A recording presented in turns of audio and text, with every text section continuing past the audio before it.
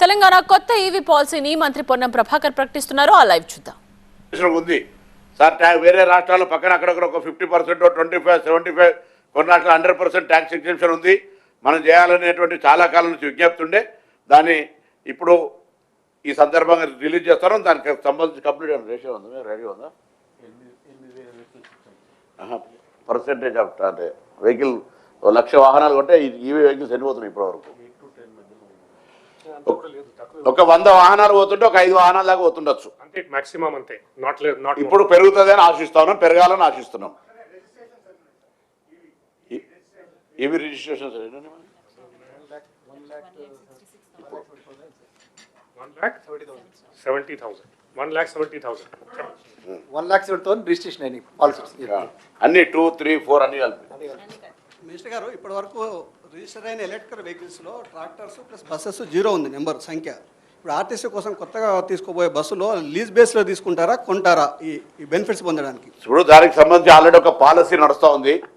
ఇప్పుడు కొంత కరీంనగర్, నిజామాబాద్లో స్టార్ట్ చేసిన, మిగతా అయితే కేంద్ర ప్రభుత్వం తీసుకున్న పథకం ద్వారా ఉందో రాబోయేటి కూడా దాని విలువ ఎక్కువ కాబట్టి ఇంతకుముందున్న పాలసీలనే తీసుకోవాలని ఆలోచన చేస్తారు. ఎందుకంటే రేపు పొద్దున ఆర్థిక భారం పరంగా ఇబ్బంది కాకుండా ఉండగా అవసరమైతే ఒకవేళ ఆర్టీసీ బలం బాగా పెరిగితే సొంతం కూడా కొనుక్కోవడానికి ఇబ్బంది లేదు. ప్లస్ దానికి తోడు మహిళా, అది మళ్ళీ ఒక రోజు మాట్లాడతాం, ఆర్టీసీకి సంబంధించిన వివరాలు, మహిళా ఇతరత్ర కొత్తగా మళ్ళీ మహిళా సంఘాలతో తీసుకునే బస్సులు, నూతన బస్సులు ఎప్పుడు వస్తాయనేది అన్నీ కూడా దాన్ని ఆర్టీసీ సపరేట్ ప్రెస్ కాన్ఫరెన్స్ చేద్దాం. ట్రాన్స్పోర్ట్కి సంబంధించి ఇలా ఈవీ పాలసీ ఇప్పటికి దాదాపు 170 వెహికల్స్ ఉన్నాయి. ఇప్పుడు రోజు ఒక 5 పోతున్నాయి యావరేజ్లా. దాని తర్వాత ఇంకా ఇప్పుడు దాని సంఖ్య గణనీయంగా పెరగాలని, ఈ ప్రాంతం అంతా కూడా భవిష్యత్ తరాలకు మంచిగా ఉండాలనేటువంటి ఆలోచనతో పాలసీ తీసుకొచ్చాం. మినిస్టర్ గారు, ఇప్పటికే హైదరాబాద్లో ట్రాఫిక్ తోటి సతమతమవుతున్న పరిస్థితులలో మీరు 4 వీలర్స్ కూడా అన్లిమిటెడ్ అంటున్నారు. దానికి ఏమైనా సింగిల్ డ్రైవింగ్ విధానాన్ని ఏమైనా దాని మీద ఏమైనా పాలసీ తీసుకొచ్చే అవకాశాలు ఏమైనా ఉన్నాయా? అది పాలసీకి సంబంధించి ఇప్పుడు ట్రాఫిక్ను కంట్రోల్ చేయడం, దాని పొల్యూషన్ కంటే ఎక్కువ మీరు చెప్పే పాయింట్ ట్రాఫిక్ను స్ట్రీమ్లైన్ చేయడానికి వితిన్ 1 వీక్ 10 డేస్ లోపల హైదరాబాద్ సంబంధించిన traffic police, transport department, GHMC, HMDA అందరం కలిపి ఒక జాయింట్ మీటింగ్ ఆర్గనైజ్ చేయబోతాను. అప్పుడు ఒక అవుట్పుట్ ఇస్తాం. సార్, ఒకటి ఇప్పుడు కార్డ్స్, డ్రైవింగ్ లైసెన్స్ కానీ బండి వెహికల్స్ రిజిస్ట్రేషన్ కానీ ఆ కార్డ్స్ రావట్లేదు, అక్కడ అవినీతి జరుగుతుంది అనేసి ఆరోపణలు ఉన్నాయి. ఇది సెంట్రలైజేషన్ ఏమన్నా చేస్తారా ఆధార్ కార్డ్ టైప్లో? దానికి కూడా ఇప్పుడు కార్డు కాడ, ప్రింటింగ్ కాడ, పోస్ట్ కాడ రకరకాలుగా వ్యవస్థ ఉంది. దానికి సంబంధించి కూడా మేము 4 రాష్ట్రాలు మా టీమ్స్ వెళ్ళి స్టడీ చేసి వచ్చినాయి. కొంత ప్రాసెస్లో ఉంది. తొందరలో దానిపైన నిర్ణయం తీసుకుంటాం. సెంట్రలైజ్ చేయాలనే ఆలోచన ఉంది. దానికి కూడా కొన్ని హర్డిల్స్ ఉన్నాయి. అది చేయాలా, ఎట్లా చేస్తాం అనేటువంటి ఒపీనియన్స్ డిపార్ట్మెంట్లో సీనియర్ అందరూ కూడా పనిచేస్తున్నటువంటి డిటీస్, జేఐటీస్ అందరూ వాళ్ళు ఉన్నారు. ఇది పబ్లిక్ డిపార్ట్మెంటల్ కూడా సక్సెస్ఫుల్ కావాలి, కన్జ్యూమర్ కూడా ఉపయోగపడాలి, కార్డు కూడా మంచి శాంటిటీగా ఉండాలి, ఎక్కడ కూడా ఇబ్బంది లేకుండా ట్రాన్స్పరెన్స్ నడవాలి, ట్రాన్స్పరెంట్గా అనే దాని మీద మా ఆలోచన. ఇప్పుడు ప్రమోషన్స్ లేవు అనేసి చాలా ఉద్యోగులలో ఉన్నది.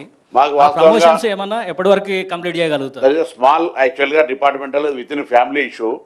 మాకు ట్రాన్స్పోర్ట్ కమిషనర్ గారు ఈ మధ్య కొంత మార్పు చేర్పుల వల్ల పాపం మా నీలంబత్రి గారు జిహెచ్ఎంసీ పోవడం, ఎలక్షన్ కమిషనర్గా పోవడంతో ఆ ప్రాసెస్ ఆగింది. ఇప్పుడు కొత్తగా మాకు సురేంద్రమోహన్ గారు కమిషనర్గా వచ్చినారు. దాని తర్వాత ఫైల్ ఉంది. మేము ఎవరి ట్రాన్స్పోర్టర్లకు ప్రమోషన్లకు వ్యతిరేక డిపిసి ప్రకారంగా ఎవరికైతే అర్హత రావాలో, గ్యాప్ ఉన్నాయి, జాప్యం ఉన్నాయి కూడా అన్నీ క్లియర్ చేస్తాం. అది వాళ్ళకు అసోసియేషన్ కానీ మిగతా ఉద్యోగస్తులందరికీ తెలుసు. We are very much positive. ఎవరు కూడా ప్రమోషన్ ఒకటే రాకుండా ఒకటే దగ్గర ఉద్యోగం చేయడం అంటే ఇబ్బంది ఎవరికైనా తెలుసు. కనీసం మినిమం కామన్ సెన్స్ తోటి వాళ్ళందరికీ కంపల్సరీ ప్రమోషన్లు ఇవ్వాలనేది మా అందరి పాలసీ. దాంట్లో there is no any individual different opinion. సరే, ఇంకొకటి చెక్ పోస్టులు ఉన్నాయి. చెక్ పోస్టులు ఎత్తేస్తాము. ఇతర రాష్ట్రాల్లో అన్నింటిలో కూడా చెక్ పోస్టులు ఎత్తేసారు. మరి మన రాష్ట్రంలో కొనసాగిస్తారా, ఎత్తేస్తారా? చర్చ జరుగుతుంది. దాని మీద తొందరలో నిర్ణయం చెప్తాం.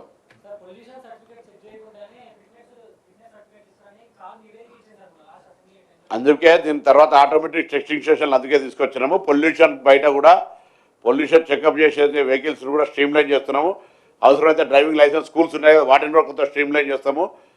దానికి సంబంధించి డ్రైవింగ్ లైసెన్స్ తీసుకుంటే వాళ్ళని కూడా ముందు ఒక అవేర్నెస్ క్యాంప్ క్రియేట్ చేసే ప్రయత్నం చేస్తాము. ఈ యొక్క టెస్టింగ్ స్టేషన్స్ వెహికల్ యొక్క ఫిట్నెస్ సంబంధించి కూడా దాన్ని కూడా ఆటోమేటిక్ చేయడానికి కొరకు we are already taken a decision. Implementation స్టేజ్లో ఉంది. కొద్దిగా తొందరలోనే దానికి మీరు మార్పు చూడబోతారు. సార్ అట్లనే సార్ ఇక్కడ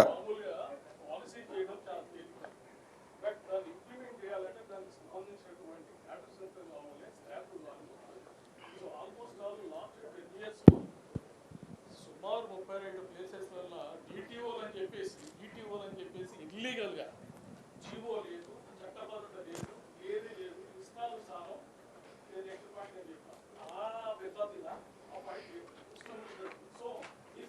పాపాల సమయం పోయి పుణ్యాల సమయం వచ్చింది. ఇప్పుడు ఎందుకు వాళ్ళ పాపాల గురించి మాట్లాడుకుంటారు. కానీ జనరల్గా మీకు ఒక మాట చెప్తానా ఈ ప్రశ్న ఒక 1.5 year కింద అడిగితే బాగుంది. ఇప్పుడు అటువంటి దానికి అటువంటి అవకాశం కానీ ఏమీ లేదు.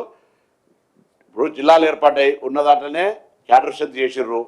దానికి అనుగుణంగా మొన్ననే 46 మందో 56 మందినో కానిస్టేబుల్ రిక్రూట్మెంట్ జరిగింది.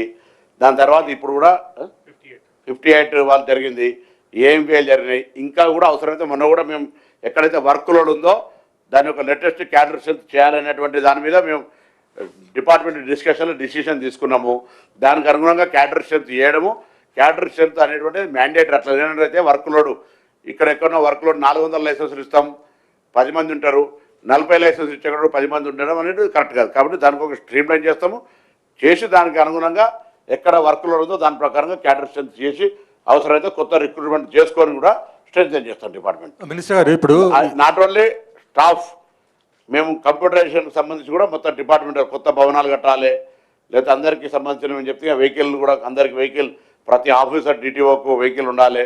ఇట్లా రకరకాల ప్రతి ఒక్క వ్యవస్థను కూడా తీసుకొచ్చే విధంగా చర్యలు తీసుకుంటాం. మినిస్టర్ గారు ఇప్పుడు ఈ కన్జ్యూమర్ అవేర్నెస్ చాలా పెరిగిపోయింది ఈవీ వెహికల్స్ పైన. ఎట్ ద సేమ్ టైం ఇది సప్లై చైన్ మిస్ మ్యాచ్ వచ్చింది, అంటే మ్యానుఫ్యాక్చరింగ్ తక్కువ అయిపోయింది.